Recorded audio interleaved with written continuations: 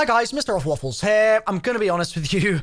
I went to a wedding last night of a friend on Halloween, which was like a crazy coming together of two awesome things, and I might have stayed up a little bit too late all night, and I might have had a little bit too much to drink. Lots of tequila. So it's gonna be one of those days, you know, but we've got a lot of zombies news to cover today. I just wanted to give you the heads up that if I look a bit disheveled, that's why. Then again, when do I not? So to start with, one bit of zombies news not related to Vanguard is that the final day of exclusivity for Onslaught on PlayStation is today. After today, it will be available on all platforms, so it won't be just limited to PlayStation. It's got 23 maps, it's got loads of intel you can collect if you're into that, so Onslaught is coming. Also, there is no timed exclusive mode in Vanguard, so those of you that really didn't like the fact that you didn't have access to Onslaught this year won't need to worry about that for this next game, which is also coming out in like 4 days. It's insane. I've also seen people leaking stuff a little bit already, which probably means that retailers are breaking street date, so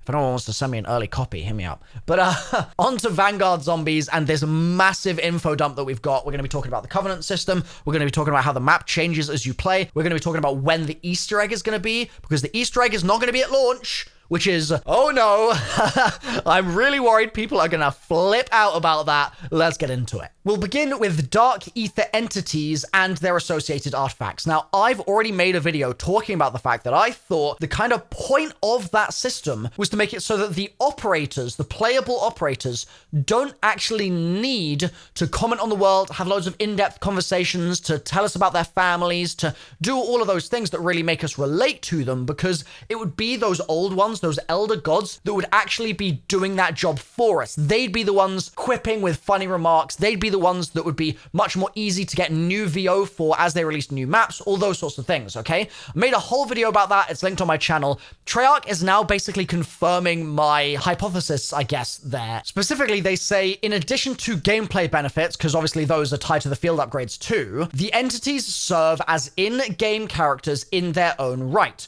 The narrative will be primarily driven by the voices of demonologist Gabriel Kraft, Obenführer von List, and Cortifex the Deathless, which is no surprise. But the Dark Aether entities provide their own unique gallows humor and commentary throughout the game. Also, interestingly, Treyarch have said that the operators themselves are gonna be a bit more expressive this year. They're gonna be a bit more talkative, unlike how they were in Cold War, where they were basically saying nothing. They say players can expect operators to be a bit more, shall we say, expressive in their opinions compared to the more serious mil-spec tone of operators in Black Ops Cold War. Although the setting of Vanguard Zombies is brutal and disturbing, let's face it, we're here to have fun, and so they're going to be a bit more talkative. Onwards to the Covenant system. The Altar of Covenants is one of the features I am most excited for in Vanguard Zombies. It's the closest thing we've ever had to a kind of boons system from Hades, I suppose, or many other systems in many other games that are like dungeon crawlers, roguelikes, stuff like that. It basically works the following way. You complete an objective in the game, and you need to complete objectives to progress through the world tiers, which are the replacement for rounds now. So you complete those objectives, you go through rounds, and each time you do that, you get a heart. And those hearts can be spent on Covenants in Stalingrad. And each of those has varying rarities, so there are 32 total different levels and types of upgrades that you can explore in the Covenant system. The initial Covenant set is as follows. Bloodlust. Melee attacks do more damage and heal you. So it's kind of Blood Wolf Bite. Resurrectionist. Revive allies faster. Sounds like Quick Revive. Brain Rot. We all know what that is. Change zombies to fight on your side. Cryo Freeze. We all know what that is. Slow down enemies when you shoot them. Death Blow. Critical kills return bullets to the clip. That sounds pretty awesome. Ammo Gremlin, as we saw in the trailer. Stowed weapons refill ammo from stock automatically. Dead Accurate. Consecutive hits on the same enemy do more damage, so that's like one of the benefits of using like a Deadshotty type thing. Splatterfest. Enemies killed by explosions may explode themselves. Unholy Ground. You deal more damage while stationary. Cull the Weak. Deal more damage to slowed or stunned enemies. And Motherload, which gives you a chance to keep equipment after using it, which is similar to what we get from Mule Kick in Cold War. Now you'll notice this is a distillation of individual effects that things in zombies have already given us, or a handful of them are new. But it's very much saying you're not going to get a perk that gives you 5 massive game-changing benefits, but rather you're going to get one of those benefits and you're going to opt into that specific benefit, and then you can have, I think it's 3 covenants active at a time, and that is separate to the perk system. That's why I'm saying it's kind of like boons. You'll get a random selection that you can buy at the covenant machine in the spawn, and then you'll go through some more objectives, you'll come back, there'll be another random selection, and you'll be able to customize and tweak to your liking. And I would expect certain covenants here to have some kind of allegiances or familiarities or just some kind of backstory with each of the gods. So for example, Cryofreeze might be something that Nauticus is really excited about, because Nauticus gives you Frost Blast, right? That's the horn of Nauticus. Frost Blast, Cryofreeze, clear overlap there, and it would make sense for the covenants to have some kind of relevance in the Dark Aether, and for Nauticus to be like, oh yeah, like that's one of my favorite spells or something, like whatever it's going to be. This does mean the alternate ammo types are all in the covenant system now and not from the Pack-a-Punch. So no more of the Cold War system of just tabbing over and selecting the AAT that you want. You're going to have to choose whether or not you want it in your covenants, or whether there's other covenants that are more valuable. So in some games, you may actually not run an AAT because there's other covenants that synergize better together, and that's a better choice, which is going to be kind of weird. We haven't really had a system like this before where you've had to really like decide if you even want an AAT or if there's a different upgrade that would be more worthwhile, because your slots are limited, right? You've got 3 slots, so it's going to mean that there's a little bit of tough decision making happening for the player. And the idea with that, no doubt, is that they want us to find covenants that synergize well together. They want us to make builds, essentially. They want us to try and optimize our system, and that's going to be a constant evolving process as the meta changes, shout out Zuckerberg, in the future. You might be wondering though, we know what they do at base, those 11, how exactly do the rarities tweak them and change them? Well, Cull the Weak, for instance, which was dealing more damage to slowed or stunned enemies, that has a rare version, which is going to do plus 50% damage, or it's got a legendary version, which is going to deal plus 100% base damage in addition to plus 100% crit damage. So it expands the utility very slightly, gives you more opportunity to do more damage, and moves the number up so you're just doing more damage flat as well. There are 5 perks coming to the game at launch. They're all upgradable. You've got Fiendish Fortitude, which increases health, which is Jug. Diabolical Damage, which increases critical damage. Venomous Vigor, which boosts health regeneration speed, which is essentially one of the benefits of Quick Revive in the newer games. Demonic Frenzy, which boosts reload speed, which is obviously a speed cola. And Ethereal Haste, which boosts movement speed, which is essentially stamina up. So I guess one way to look at it is we're literally getting Jug, Quick for the health regen, Stam, Speed Cola, and Double Tap. And Double Tap is just the increased crit damage. Like, those are our 5 perks, basically. Now, the interesting thing is that the perks are free. I know that might sound weird. It's when you get to them, they're free. You can then pay to upgrade them, and each perk has 4 tiers. It's going to cost 2,500 essence for tier 2, 5k for tier 3, and 7.5k for tier 4. And going from base level perk to upgraded tier is going to essentially give you a boost to that base stat. So, for instance, Fiendish Fortitude, right? The Jug perk, that gives you plus 25 health at tier 1, but that's going to be plus 100 health at tier 4, which obviously means you're a lot more durable. When you go down, you will keep your base tier perks. Like, if they're at base, you'll keep them. You will never lose those perks in your game, but you will lose tiers on the perks if you go down. So if it's at tier 4 and you go down, you're going to drop from 4 to 3. That means that you're going to be able to take 1 less hit before you can recover. So you're going to want to go and buy that tier 4 once again. They've also supposedly streamlined weapon acquisition, which is a little scary to hear. Basically, wall buys, gone. And instead, you're going to be looting chests, spinning the mystery box, and watching for drops from more powerful enemies at higher rounds to get your hands on, like, new guns and stuff like that. You can Pack-a-Punch still, of course. That's going to cost 7.5k for first pack, 15k for second, and 30k for third. I don't know why they made pack 1 more expensive, but okay. And weapon tiers are now defined by Pack-a-Punch level. So white is unpacked, blue is pack level 1, purple pack level 2, and orange pack level 3. So there isn't this whole separate rarity system that alters the way that a weapon's base damage is applied, and then you can pack that and get a multiplier on the base damage determined by what the rarity is. Gone. Out of the picture now. It's literally a gun, and it's either Pack-a-Punched to a certain level, or it's not. That's it. This means that you can still get rare guns popping out of like enemies that you kill or whatever, right? Like that is still possible like it was in Cold War.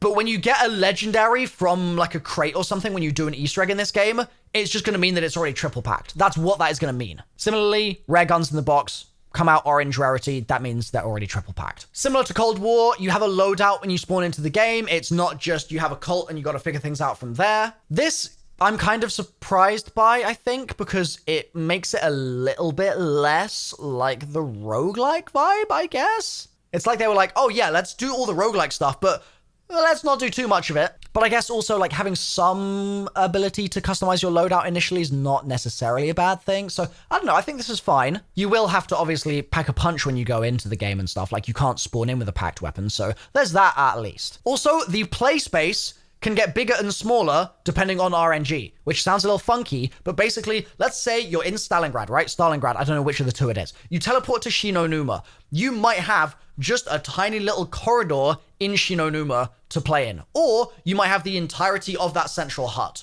Now, I will say, just to set people's expectations, the Shinonuma map is not the full Shinonuma map. The biggest it ever is like that central area and then like a bit outside it, as far as I'm aware. You don't have like all 4 arms of the map open the entire time and stuff.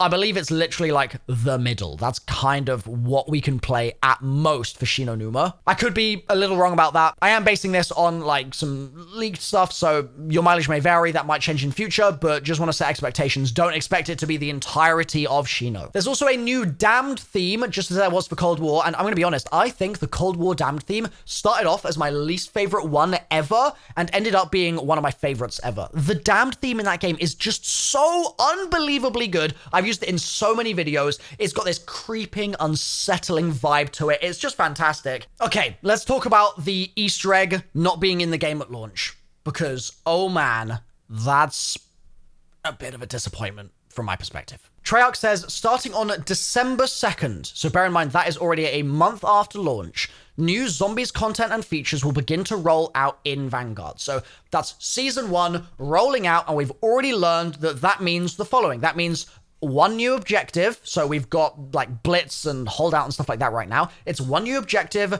more Covenants in addition to the current 11, new weapons, which is obvious because it's going to be stuff from multiplayer basically. Zombies season challenges, holiday-themed updates, a Christmas rework probably, some Santa hats on the zombies, stuff like that, and more. But that isn't the main quest. So that means that at launch, it sounds like there is no main quest. On December 2nd, it sounds like there is still no main quest. They say players will also encounter some surprise elements later in Season 1, so expect that to be late December or early January, and that will set the stage for the upcoming main quest. This main quest will be tied to the arrival of an unexpected ally after Season 1, so if the seasons are like they have been in this game, I mean, I'm pretty sure Season 1 ended in what, like late January? I could be mistaken, but I think it was around then. And so after Season 1 in this game, we're going to get this new unexpected ally. We're going to get more expansion of the narrative of the Dark Aether, and we're going to get more details about characters and entities that we've encountered so far, and it's going to set us up for the main quest. They also have said that they will be adding new artifacts, so you have new field upgrades to use in the game, but that does also mean there will be new Dark Aether entities, not just the base 4, which I don't know how I feel about. It's like, well, it's more characters, that's good, but also it makes them infinitely less interesting if there's just 1,000,000,001 entities. You know what I mean? Like, I feel like they should be special rather than just sort of commonplace. But anyway, that's just my kind of initial reaction on that. And I hope it doesn't sort of water that system down too much. But the big thing is just that wording. The main quest will be tied to the arrival of an ally after Season 1 that concerns the hell out of me. I mean, we went from in Black Ops 4 having somehow 4 zombies maps at launch to now having what I want to say is a zombies map. I don't think it's fair to say it's 4 maps. I think that would be a bit of an exaggeration. It's a zombies map because it's De Anfang, right? Without a main quest. I'm scared. I'm scared. I'm not being pointlessly negative. I'm not hitting them with a pathetic, didn't even have sound, none of that, okay? I'm literally just worried. I'm just worried. I'm worried about the community reaction. I'm worried the community is gonna flip out. I'm gonna be honest. Like, if there isn't a main quest until January, okay, that means I will lose less sleep in November and December making videos about the main quest, right? Like, maybe that's a good thing for my sanity, but in terms of everyone's enjoyment of this game, in terms of onboarding new players, in terms of building the zombies community up from a kind of uncertain place in Cold War, I am concerned. I am really concerned. So hopefully Treyarch has something in there to like surprise us and not just make it feel like a kind of hollow shell of a map that doesn't have that meat and potatoes in the middle, that main quest for us to like really latch onto and enjoy and focus on. Like, hopefully there is other stuff that will keep us busy, but I'm gonna be totally straight with you, Treyarch. My dopamine receptors over the years have been numbed to what was previously a super fun time just shooting zombies in the head, okay? I'm old and jaded, Treyarch, is what I'm saying here, okay? I've lived through, what, 40 zombies maps at this point? Maybe more, okay? And if the experience is only shooting zombies in the head and filling up a soul box for an objective or holding an area for an objective, I am a little worried that it doesn't matter about how cool the Covenant system might be in making it so that in one game I'm shooting them in the head, and in another game I'm shooting them in the leg so I can get more consecutive hits, so I do more damage. Like, that is a really cool idea that I just feel like needs to plug into a broader experience that I'm a little concerned isn't going to be added until after Season 1. So let me know what you guys think of that. Again, I promise you, okay, I promise you, I'm not blindly hating on anything here. I am just a little concerned that the zombies community is gonna hate this. I'm not even talking about my opinion. I'm literally just saying, it concerns me, man. I think the story will be in a great place.